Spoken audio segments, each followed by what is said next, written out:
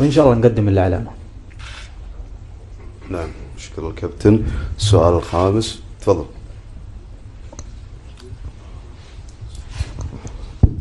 إبراهيم الكواري من قناة الكاس الدوحة. سؤالي للمدرب، طبعا احنا نعرف ان المباراة الجاية هي مباراة مصيرية بالنسبة للمنتخب السعودي، ونتكلم على فئة عمرية صغيرة، فالانضباط التكتيكي في الفئة العمرية هذه يكون جدا صعب، خصوصا اذا ما كان في انسجام او فترة اعداد كبيرة. فتغيير تشكيلة الفريق بالنسبة للمدرب ألا تعتبر مجازفة؟ عفوا، السؤال اللي بعده.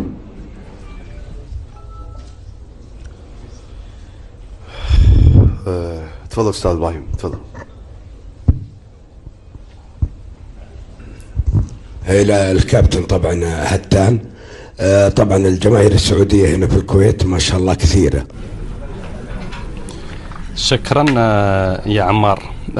بس في حادثه حصلت في خلال المؤتمر الصحفي، انا استغرب امانه من بعض القنوات الغير مرغوب فيها، يعني في استعباط وفي استهبال، سمحوا لي هالكلمه. انتم عارفين ان انتم مش مرغوبين فيه، فيسالون اسئله هم عارفين الجواب. فانا اشكر المنسق الاعلامي السعودي لان هذا في النهايه هذا حجمهم يعني، لكن انا ما اعرف ليش هذا الاستهبال الدائم صراحه. شر البليه